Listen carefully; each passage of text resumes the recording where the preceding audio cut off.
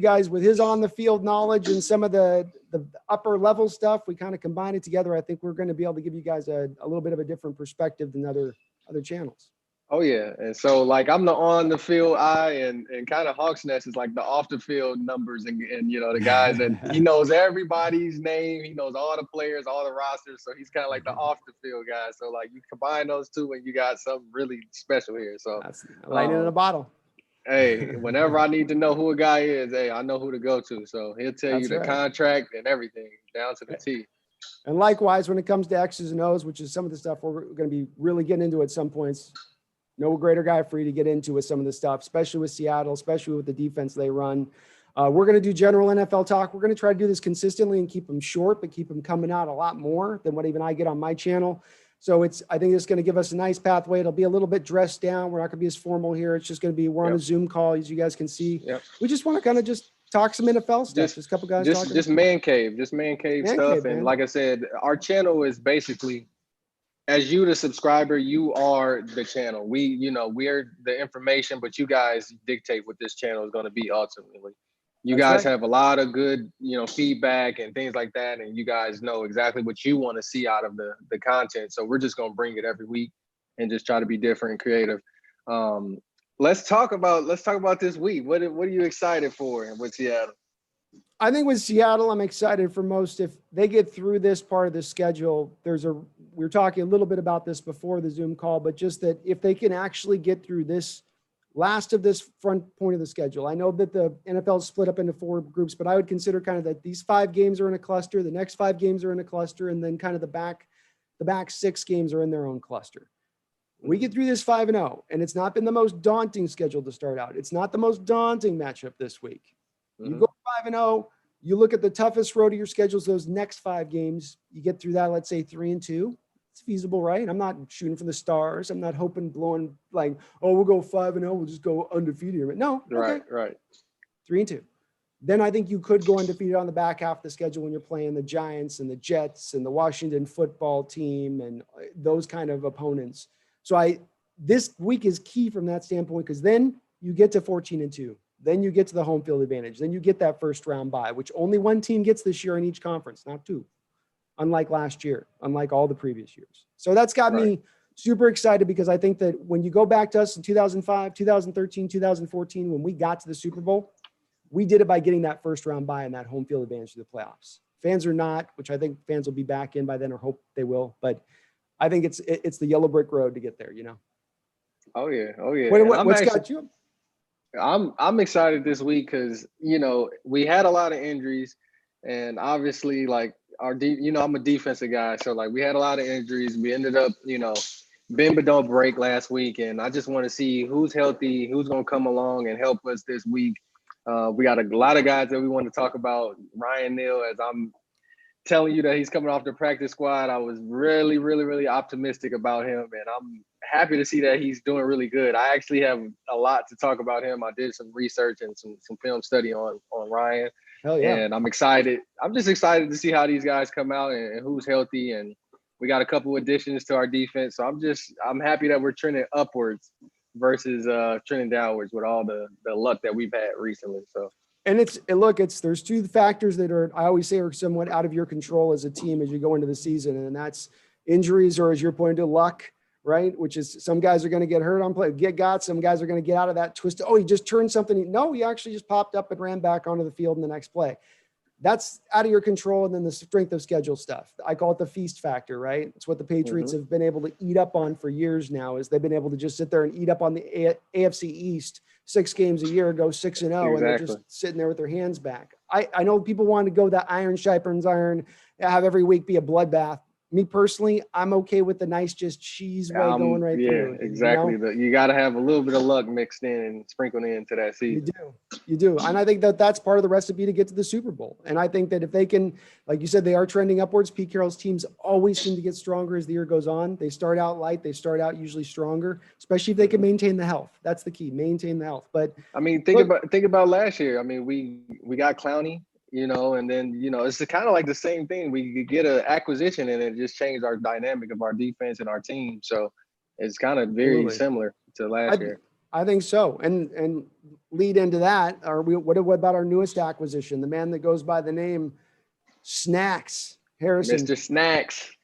Now, as a defensive lineman, we've already seen there's a bunch of guys come through with nicknames, but to get to the point of Snacks, you got to earn it, and he looks like he earns it. He looks like a big boy to get the Snacks title. Yeah, and I watched a ton of film on him too. Like, so he's definitely gonna help us. I mean, this guy is double teamed every play. He's like just holding people off and breaking off the double team, making plays. So like, it's gonna help us out tremendously to just hold that front line.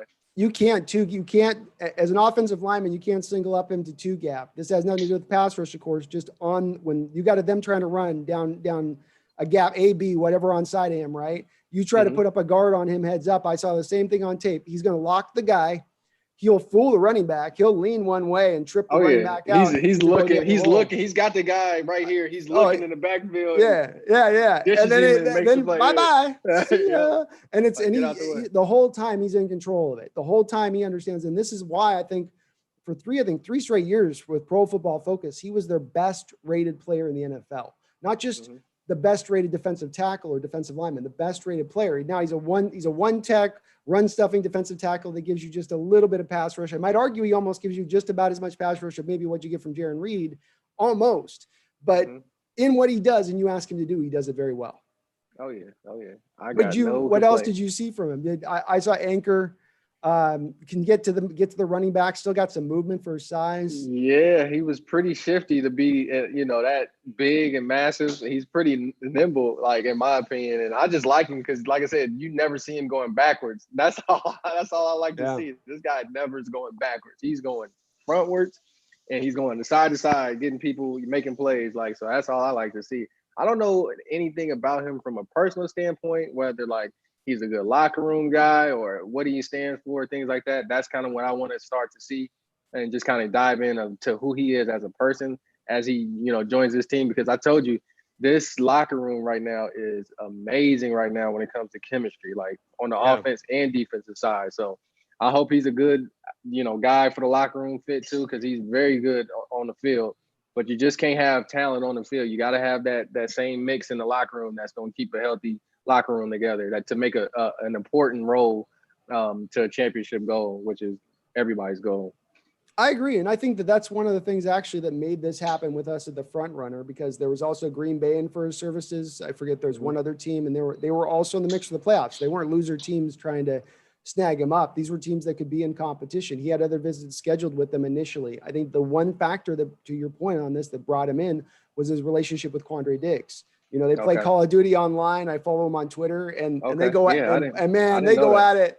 They go at it like the worst of our boys go at it when stuff's going sideways on Call of Duty. Like, it's another one of those games that just like, I need a new squad, and you'll hear them one day and then the next day. That's good to know. Like I said, that's good to know. All that stuff, like, that's very good information. Inside scoop. My boy Hawksness always got the inside scoop. I'm always watching. My ears on the ground. My ears on the ground. But I think I think that won out. I think Quandre's been, if I'm in their game and every night with you, I'm in there like, what are you going to do, man? Get over your dog. You got to let's make this happen. Like, we just need that one more piece down there. You're going to be that, like, come on, let's do this. Like, we can play every night on game. You're on my time zone now. Like, come on. Like, you start stacking up the reasons on a guy, and he hears that day after day, and he's sitting on the bench and he's got that itch to get back on the field. You want to go play in Green Bay in the middle of winter?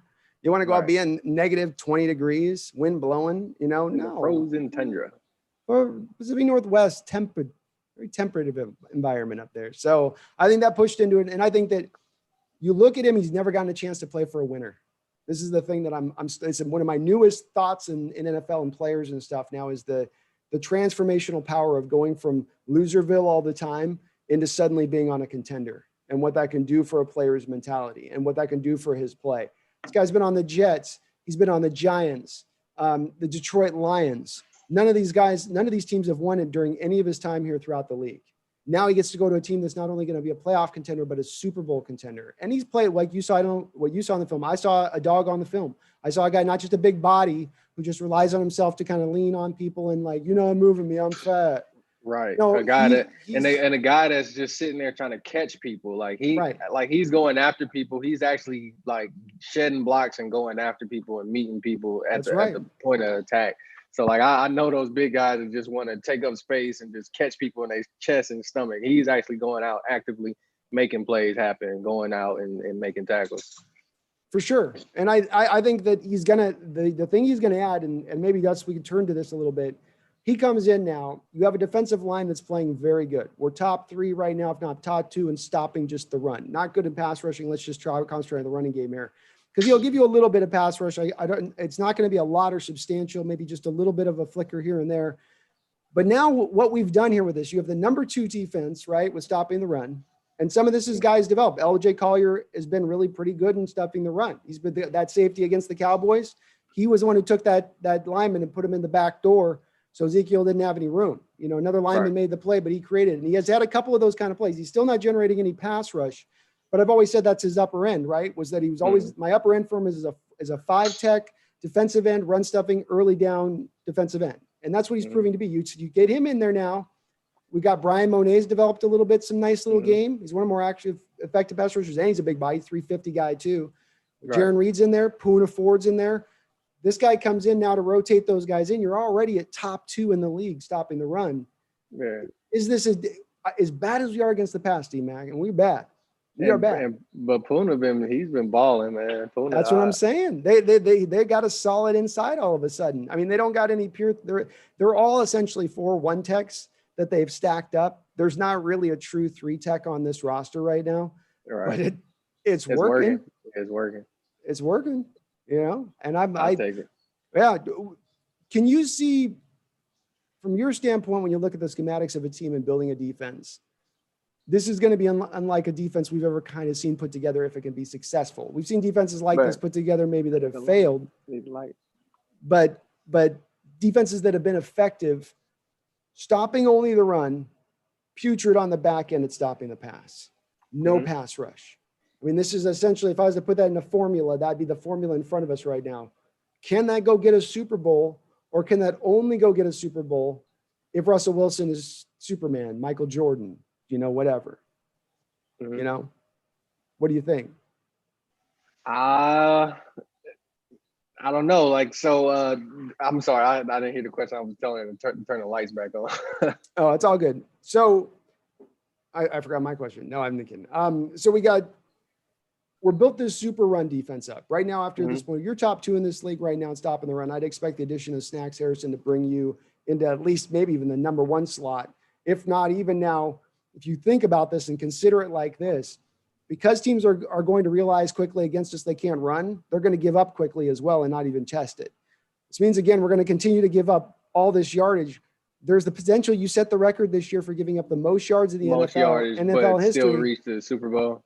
But maybe also, what about this on the flip side? What if we set 2 records? Most yardage in the air, stoppage versus but least amount of run stoppage in league history, because and not because you're good at it, yes, but because everybody's going to your weakness as well, so they're leaving that thing that you do with. I can see that. The key question is this: I feel like when you get to a Super Bowl, you do need some other stuff in there with that Superman quarterback. Like last year with Patrick Mahomes, it was the running game and even further beyond that offensive line and its ability to create holes in the running game against that wide 9 San Francisco 49er defense, which if the wide 9 has a weakness, it's attacking those gaps at the middle, which are a little bit wider because the rushers are out wider. They're not in as tight on their splits. Right. So they also got enough with their defense. Tyrann Mathieu, Frank Clark, a couple of those guys kind of worked it. They just got enough in there in addition to that.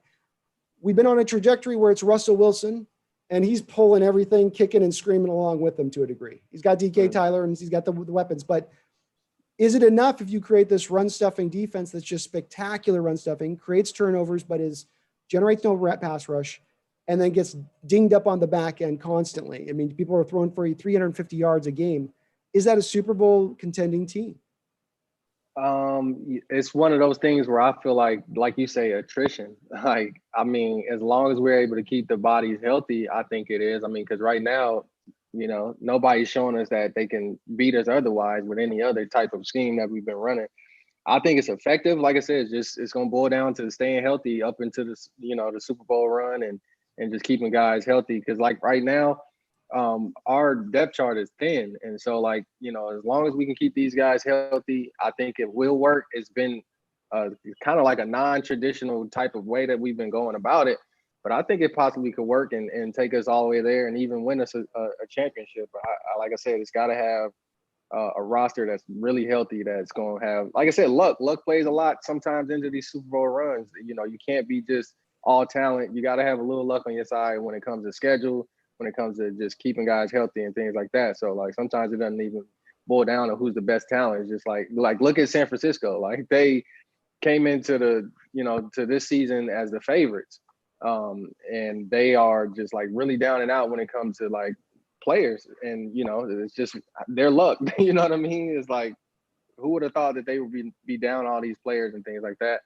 And it just, to me, is you gotta have some of it. Some of it with that was saying, you're right on the luck factor. I mean, you've got to stay healthy, and like we compare us where we're at even to where we are last year, where I think even already last year we started to feel this massive flow of guys going out. You've lost Marquise Blair for the year, but I think he's the only real significant guy that's gone down to IR through 4 games, which is not horrible, I guess, like you could say with San Francisco. Some of it is with those teams, though, that get to that Super Bowl and they play those extra games and they've been practicing for that extra time.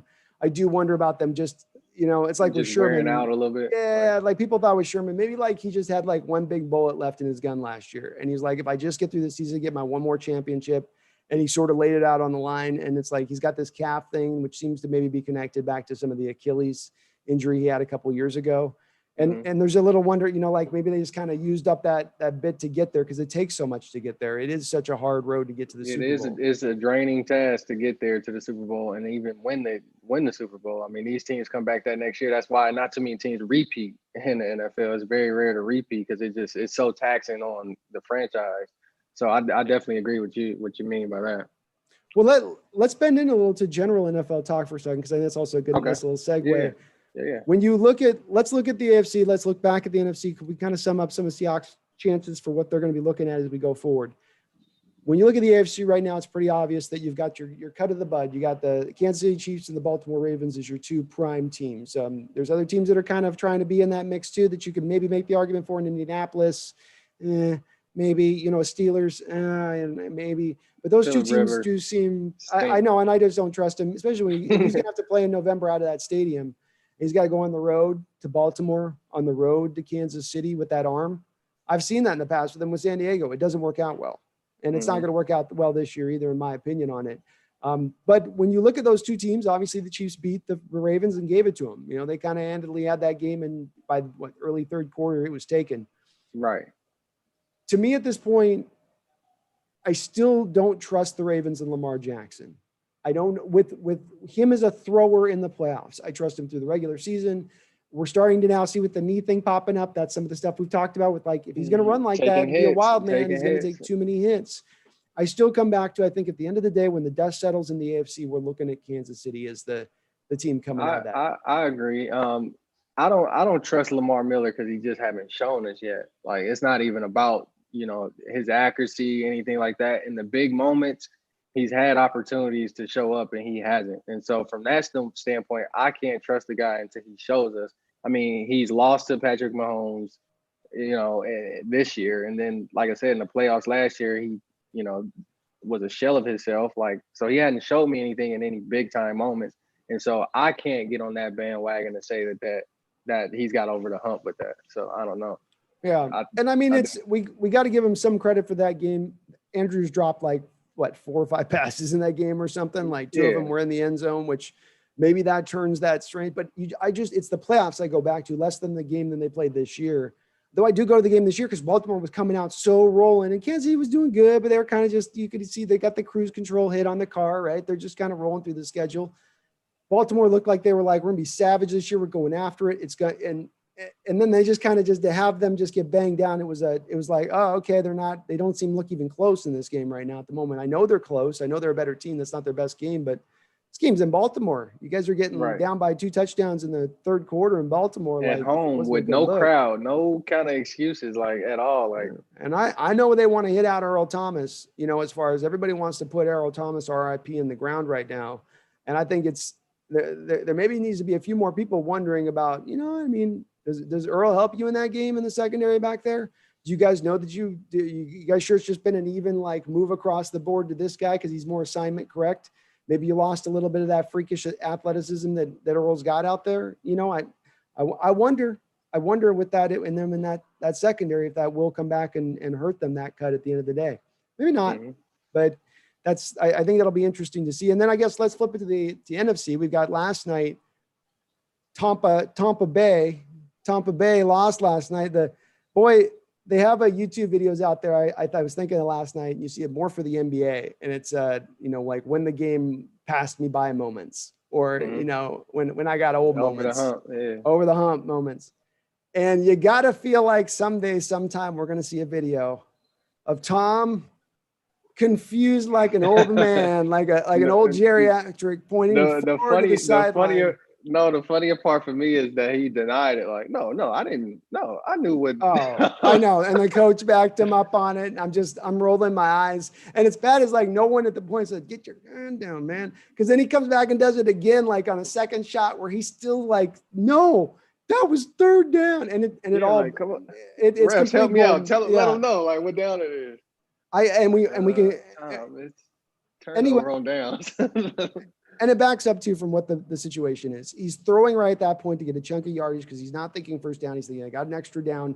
I need, with the small amount of time on the clock, I need to start picking up some chunks here to get into field goal range. He's thinking, if it doesn't go through there, I can just on fourth down go to somebody else on a different look. And that's why he's so emphatically going forward. But I think that might end up being one of his moments. The bigger hit for them in that game, I've got to look it up. Maybe you saw, Vita Vea went down that game. And it looked like a really, really bad rolled ankle. And the top end for Tampa Bay for me has always, rather than centered around Tampa Bay, is centered around that front seven. Because on that front seven, you have Vita Vea and Ndamukong Suh and Shaquille Barrett last year with his 20 sacks, and even Jason Pierre-Paul, who's still a very effective player. Yeah, linebackers. Definitely serviceable, yeah. Devin White, who's the other kid, the middle linebacker, he had a pick last night, and Levante David. They're good. And even Winfield's been balling out pretty good for them. Winfield, that's what I wanted to tell you. He was everywhere. He's good. He looks good. He was fun too. Like, yeah, if you folks look for Dmack and Hawks Nest cornerback review of this last draft, because we absolutely we pointed our shot at the fence. We were like, it's going up in the upper deck and it's going to ricochet off the rafters. And then we put it up there. If you every time he was making a play, every time he was running the ball, every time just flying around, like I said, and then he just like he just looked like he having so much fun out there. He should definitely be a Hawk, man. He's a Hawk type of guy. Oh, dude, it's one of those guys you just go, man, if we could have get this is the type of player we need to add. I think he's a 2.0 Earl Thomas. I think he's going to be, maybe he doesn't have that pure speed Earl did, but I don't care. Like, he's so much of a football player. And remember too, with his dad was the best tackling cornerback of all time at 5'8". And not by like, oh, well, he was barely the best. Like, yeah, you have this guy, and this guy. Like, this guy, the second place is over here. He's over here. You know what I mean? It's such a wide divide between those two for me, as far as it just being that. And if his son's got any of that kind of grit to him, hey, he's add that to his coverage skills that we know he's got. So he was our favorite, I think, overall defensive back player in this draft between safeties and corners. He was our kind of legitimate consensus favorite. Number one in that draft. That's our consensus. That Vita Vea one's going to hurt. He was wrecking that game early on this week. He was all over the field. He's such a good player for his size. He's like Lodi Nada. He really is. They're very, I know they both got that, what is it? Where they from? Or is that Tongan or something, that background, but Hawaiian something, but they're good. Samoan, whatever they are. Yeah. They're both the Samoan, whatever that genes they got running. Those guys can move and they're big, and they lose him. They start losing some hurts. They start getting hurt on that defensive line. And now I think that's their second loss of the season, which we're going to get to the Hawks in a second on that schedule thing. But if we get them losing a couple, they're the one team I was really worried about as far as really pushing for that bye. I don't trust the Saints with Breeze in his arm, right? Because the arm's already starting to fall off. So what do you think on NFC? Where are you at as far as who's your threat right now? Who's your top three threats? Who did you say your top three were? I think I take two out of the NFC West. I'm not going to lie. So I'm at this point, I land on Green Bay. I land on Arizona or the Los Angeles Rams. I actually think I'll go with the Rams because they're kind of more veteran when it comes to that. They've been there, done that. I told you, I don't know if I told you in the beginning of the year, I'm not too fond of Arizona. Like, I feel like teams are figuring Arizona out and It's true. that whole playbook, and it's kind of going south really quick here. And you'll see like Arizona isn't that team that everybody thinks they think they are. But I definitely agree with Green Bay. Green Bay is you can't say anything about Green Bay. They playing really, really good. No. They're winning games, and like I said, Aaron Rodgers is like a man on fire right now. He's like super pissed right now. He's playing really good. I bet that acquisition of that quarterback just pissed him off and just had something to prove. He got a chip on his shoulder, it seems like. I think he's a guy he's a little bit like probably Russell is in that he doesn't sell it out there as much, but he's absolutely as worried about his legacy as anything else. I think what he was doing through the last couple of years there with McCarthy, somebody pointed this out, and I think it was right on the button. It wasn't me, but that he was essentially throwing the ball away a lot at times. Like he wasn't taking the sack, or there was something like he had the most throwaways in the league. He was really worried about his passer rating because he was trying to angle himself to be the best all-time passer rating all-time mark or whatever. That was what he was going to gravitate towards and have that be his little, like the ring, like his special, my precious. But he is playing like a man on fire. I'm a little bit like you. Sometimes I end up gravitating back towards the defense, and you know that they've got Kenny Clark in there who's playing awesome. He's a little bit beat up right now, but I think he'll be coming back. He's great. The Smith brothers, they got rushing, and then they low key built a really awesome secondary back there. I mean, Seattle traded with them last year, traded up to 21 to get Savage. Jared Alexander is one of the best cornerbacks in the league. Kevin King's at least a very good to serviceable running cornerback over there. They're not bad, man. They're really solid throughout that. Their linebacking core is a little weak, but I mean, look, I might almost argue if I'm going to be weak on defense, if I'm going to choose a spot to be weak, that's where I'm going to be It's weak. going to be the linebacker core, yeah. Yeah. It's crazy because, Green Bay is actually doing the opposite, I think, of what Dallas is doing. Dallas went and took Mike McCarthy and went pass heavy and don't have a good defense. Well, I think they do have on paper have a good defense, but they don't have a good defensive coordinator. And then you got Green Bay that used to be pass heavy, now more run centric, and then they focus on the defensive side. So it's like, they actually like kind of like mirror opposites when it comes to like their philosophies right now. And you can tell who's getting a better use out of the philosophy because Green Bay is undefeated and the Cowboys are looking like they're struggling like really bad. You got to give them props because the Packers had to have some balls to make the move they did in the direction they did. There's an open spot there where you go get Eric Bieniemy, the offensive coordinator from the Kansas City Chiefs, bring him in with Aaron Rodgers and let him go fly, right? Make him happy and satiate him. Indeed, a lot of the reports were that Aaron Rodgers was part of the contingent of people, pushing McCarthy out, being a problem in that locker room, not, being a diva, being the maximum diva quarterback thing. I wouldn't doubt it, and I don't blame him. Like look at Dallas right now; they're a mess, man. They just left them one situation of a mess, and now they're in another one. And like, look at they said J.J. Watt was the reason why B.O. left, Bruce Arians left. Like, come on, like these players have a lot of leverage. Like if they say something to the front office, they're gonna probably believe they're Hall of Famer player. Like, I don't know. They did, but O'Brien was also at that point, he was on a very thin thread. And I mean, he was on the plank as they were walking him out the plank as we speak with the start that they've had and those moves. He was definitely on thin ice. I mean, that wasn't a hard sell, but I mean, it happens. Like, you know what I mean? No, look, the players do have the players have the bigger the player, the more of a voice he's going to have in that. And I think the weird thing to me with the Packers though, is they didn't really bring in the guy I think that Aaron Rodgers would have liked. It seemed very much a hire of this is who we want in here. Oh yeah, they didn't appease at all to Aaron Rodgers. Even with this draft, they didn't appease to him. Like, they're like, bro, we went the opposite. This is what it is. You're either gonna get with it or get going. And like, I respect it. I really do. Like, because that's the old school type of mentality of ownership. Really, like the managers manage and the players play. Like, I don't give a damn what it says on the back of your jersey, bro. Like, I like it. So. And quarterbacks are always going to be separated to a degree because of the position, but you've got to always have some of that humbleness in you, man. It's if you're going to be a good leader, you can't just be that my shit don't stink and you can just see it with him. He's just got that kind of the body language never lies really, it seems like to me. And I wasn't surprised when you heard reports from Aaron, like, well, not the greatest leader. It's kind of just like, dude, that you have to be a good leader as a quarterback. It's not a matter of like, well, if it's convenient for you or you have the right team or be like, no, you need to be. but they are legitimate. They're the team that I think if you've followed Seahawks football the last 10 years, you know, I mean, you go back 20 years, man. I looked when I was doing a video on a game we were doing against them. We played them like 3 times in the playoffs in the 2000s, you know, and then you look at the last 10 years, the Fail Mary, and then the NFC Championship game with the onside kick, and last year with the playoffs. It seems like we're always kind of destined one way or another to face the Green Bay Packers somehow, some way. At that crossroad with Green Bay. They're the nemesis. You know what I mean? Just nemesis. All right, segue. So let's talk about. I want to talk about my boy Ryan real quick. Oh yeah, man. Let's talk about Ryan Neal. I'm really hyped about him because I feel like he's slept on right now. I think like one thing that people don't realize is like this guy has came in and he's making a name for himself. Like I looked at his film. When I tell you I was so excited like to watch his film. He's from Southern Illinois. He actually played in the same conference that I played in at Morehead State. So they're in the OVO conference, which is D1 AA.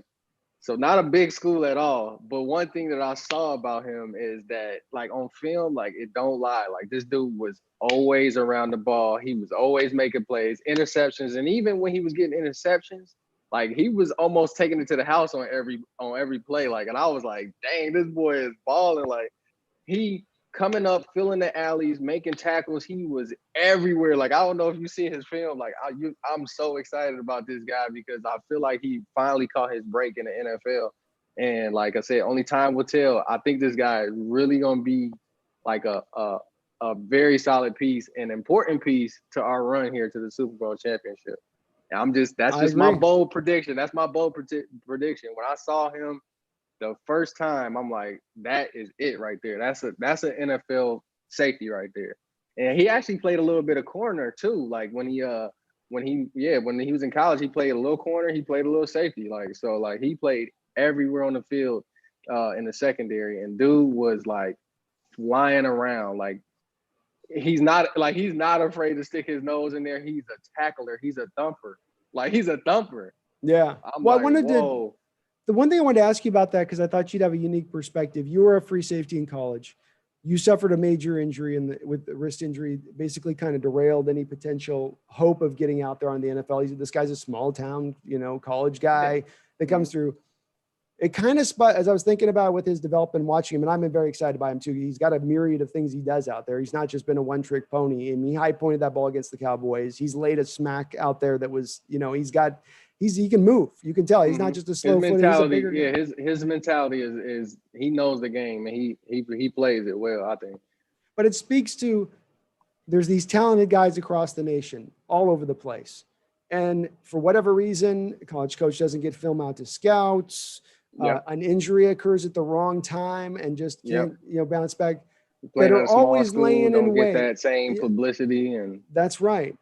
But yet they are still very talented. Just because they didn't get noticed, just because 32 teams happen to miss them with their scouts, these guys do make mistakes still, and especially on the small college guys, the guys that aren't is going to be. You have to look a little harder to notice them and find them.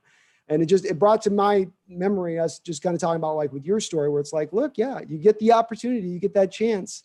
It's the one break. You take that one opportunity, man, and you capitalize on it. And these are the type of guys that will. Like when you got these guys that's coming from D1 AA and all this other stuff, these guys got stories. I would like to really know his story.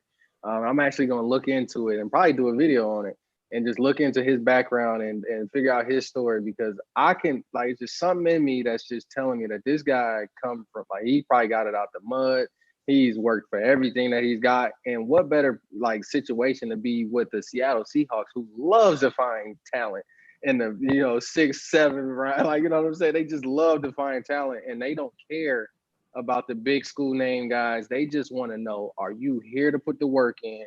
And are you going to buy into our scheme? Point blank, period. And I think he's that type of guy that's just going to buy in.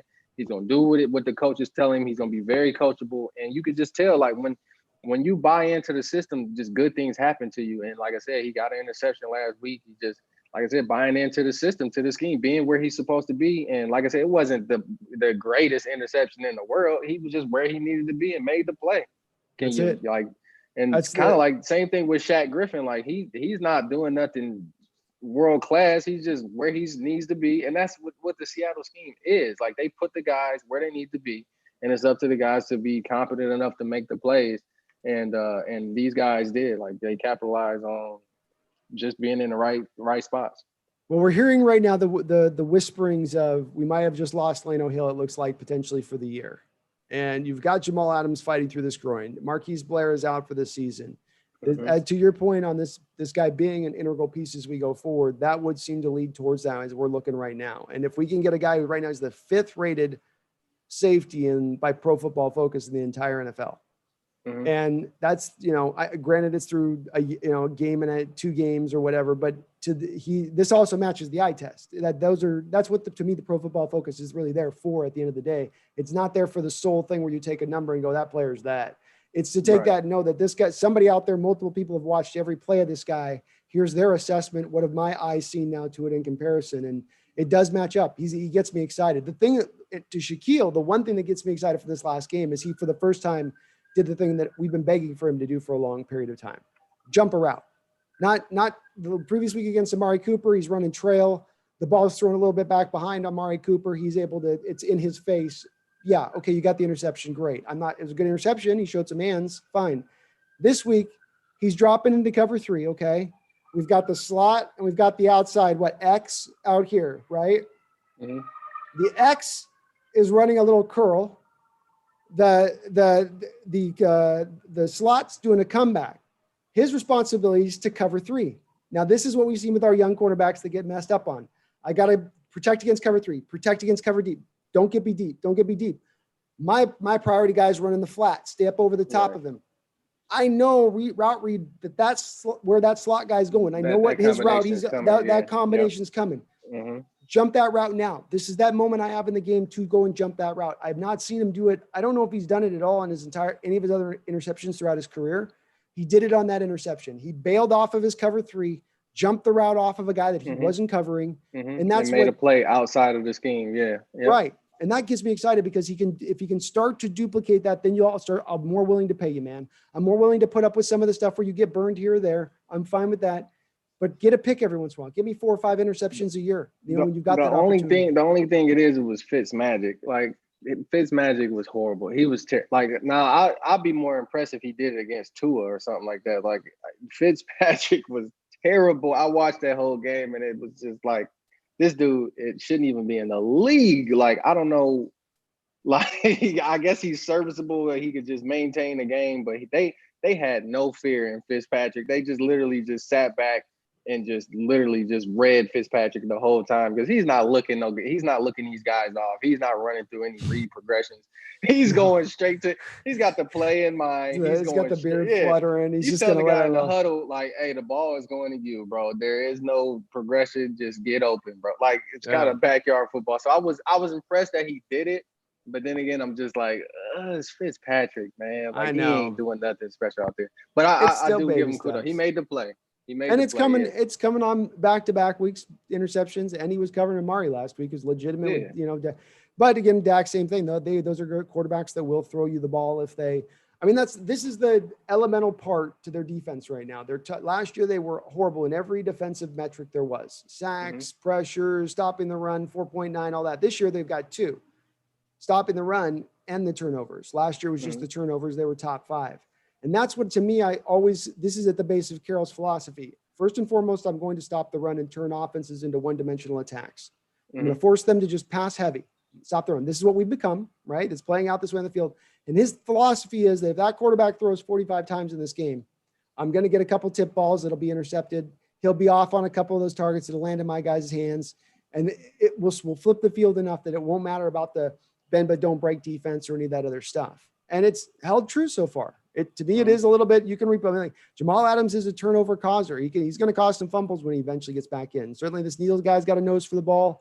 Diggs has been like, maybe you got enough. You could have had 5 interceptions in the last game if KJ Wright has a pair of hands.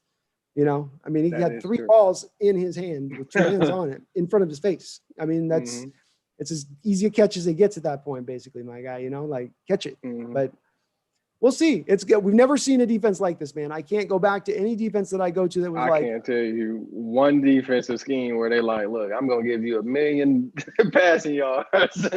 You're not going to run the ball, okay? That's just what you're not going to do. No, I've ain't never happening seen anybody play at all. this one. No, and we're in the league. We're in an age of pass heavy attacks and okay, I'll throw it all the time. When we throw it all the time, I'll throw it all the time. And then they'll do it. It's going to be like, maybe it ends up proving out brilliant. Maybe it proves out like, yeah, you throw it 45 times a game into a secondary that's now, but that's where I also come back to, this is why you can't blitz in our scheme. This is why blitzing sucks in our scheme. And this last week we blitzed the least amount that we blitzed all year. This is why you have those, hands in the passing lanes at times, because you're dropping more people back in order to cover. And that's where I'd like to see them at times get. I mean, they just don't trust that front four at all, but the gist of your scheme is to shrink those zones down, to close those windows the quarterbacks throw into, because then you will get more tip balls and missed throws and whatnot.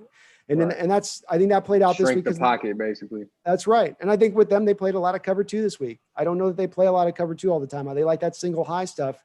I think they went cover 2 and told those guys to stay up in your lanes unless you have a, Yeah. They just said that. They said, look, Fitzpatrick isn't going to be anything. He's not going to beat you and blow you out the water with his arm. Let's just sit in this basic bland coverage and just, like I said, let Russell, take us home. Point blank period. It was a very vanilla scheme. And Fitzpatrick, he's going to get impatient. He's one of those guys like that will eventually get impatient and take. It happened last time Seattle played him when he was in New York. He gets it. Brandon Marshall on Richard Sherman early on. Brandon's kind of getting the best of Sherman. By the end of the game, Sherman's picked him off twice. I think he's got a pick 6 at one point. Right. So it's. The guy will give you, stay patient, protect yourself over the top. Don't get a lot of points up on the board. Make them earn everything they get. He'll eventually throw a few balls into your arms. So, you're right. That's the thing with the schedule. That might feast factor though, too, is again, you play Minnesota this week. They're down their best hunter in Daniil Hunter. I know they got Yannick Ngakoue, who's pretty solid there, but their defensive line's not what it was. Their offensive line's not what it was even a couple of years ago. It's a winnable game at home. You go 5-0 and you got to play some Falcons. You got to play some New England Patriots. You got to play a couple teams worth the cream of the crop. The preseason out the way. The preseason's out the way. Next 5 games after that, we play the Cardinals twice. We play the Rams. We play the Bills, and we play one other team I can't think of at the moment. I think maybe it's the Eagles or whatnot. If we play Arizona, San Fran, Buffalo, the Rams, Arizona, Philly. There we go. Giants and Jets. So the Philly, Giants, and Jets to me is its own, and that on through the end of the schedule is its own thing. Because if you look at those games and consider the fact, I think the Niners are at the end, and the Niners are already beat up now. I think they'll be a shell of what they are by the end. I think a lot of guys will be on IR. They'll be calling it a day by that point. To me, this 5-game stretch right now with the Cardinals after this Minnesota Vikings it is. Arizona, San Fran, Buffalo at Buffalo. That's my loss first. That's my first loss. That's my first loss of the year. It was back in the preseason. It still remains now. It's not an easy place to go. And it's 10 a.m. That's going to be a loss. But my thing was all you got to do is go 3-2 in that stretch in my calculations. Because to me, it's very feasible on the front of the schedule and the back of the schedule, you go undefeated. 5-0 on one side, and then those last games with the Jets, the Giants, the Washington football team. 3-4 wins. Yeah. Right. Yeah. So even if you get those 2 losses, you come out of that whole stretch 14-2, 13-3. That looks to me even a very, very feasible thing, but you've got to stay on top 3-2. You can't go to me 2-3 through this stretch and make it hard for you down the line at that point. And the key on this is to get to the home field advantage in the first round bye. That's what I'm looking for in all this. And that's the route to me, but it'll be these next, if we can handle business this week, then I don't want to look past the Vikings because it's going to be a tough game, man. They're fighting for their playoff chances. They know their season is sitting in the brink. So it's going to be a dogfight, but if we can just get that 5-0 mark, man, I mean, what do you predict the score is going to be? I had the score at 31-21. I thought we'd get 10-point win on this. Vegas has got it as 7 points to the Seahawks right now. So it's a little bit over what I'd be taking the points in the Seahawks. Something about it to me with the way that they rolled off last week. I think they'll go back into some of that cover 2 stuff again this week with Neal, which is going to not allow Kirk Cousins to hit a bomb shot. He's just going to have to sit there and be accurate and patient with his throws. They'll stop the run. It'll be a little bit of like, I think, granted, Cousins is a little bit better quarterback than Fitzpatrick is, but he's not a monstrous. Oh yeah, it's not a big difference. Just an age. but I would argue that Fitzpatrick is more athletic. Boy, he was running. He was. What is it? He was good now. Dude, I was like, it reminded me of last his legs year. look better than his arm. Like, what the heck is going on? It was reminding me of Jet McCowan from the Eagles last year, outrunning Ziggy Ansah to the edge with a blown hammy. Going, what the hell? Look at Fitzpatrick moving. Come on, hit him. And he's just kind of winding his way around through the trap. But yeah, he got a couple of scrambles. Props to him, man. I mean, you're not going to put a spy on Fitzpatrick. I say the score is going to be 34-28. 34-28. I can see that. That's probably a lot more in line with what we probably are more likely to see. I think Dalvin Cook is a problem. I think he could he's be an issue. Like he could be. I think he's just. It seems like, and I don't know. It's almost like when I think of the running backs that even hurt us last year. It's guys who've got a little bit more size to them. It seems like the undersized guys don't hit us as bad. You know, if we can get one arm on them and then pull them to the ground, it's done. But you got a guy like. I mean, but look at what Kamara did. Kamara's kind of a big boy. He's like low key kind of big. No, he's I mean he goes to. He's physical, but I don't think stature wise they too much different in stature. I bet he's 220, and I bet who are we talking about? Kamara and I bet Dalvin Cook's playing weight's 205. I bet there's a 15-pound difference between those two players. All right, I'm looking it up. That listed weight's a lie. You know that's a lie. 5'10", 215 for Alvin Kamara. Right. They're going to give Dalvin Cook more, though. They ain't going to list their running back at 205. 5'10", 209. So I would bet that if you look at their both playing weight game day and you weight them, that there'd be about a 15 to 20 pound difference between the two of them. Then they play I'm saying they're more closer than they are. They're more similar than they are. Like, you know, to me, it's Dalvin Cook's game. Oh, I lost you. Oh, shoot.